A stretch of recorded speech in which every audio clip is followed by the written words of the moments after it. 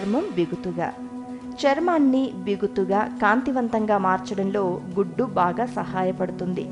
వదులైన చర్మాన్ని పూర్వస్థితికి తీసుకురావడంలో గుడ్డులోని తెల్ల సొన అద్భుతంగా పనిచేస్తుంది.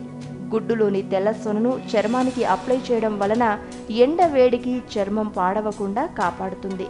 ఏజింగ్ లక్షణాలను నివారిస్తుంది. ఎగ్ వైట్ లో ఉండే లైసోజైమన్ చర్మ సంరక్షణకు బాగా సహాయపడుతుంది.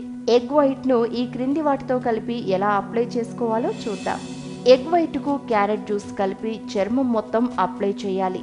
డ్రైగా మారిన తర్వాత గోరువెచ్చని నీటితో కడిగేసుకోవాలి.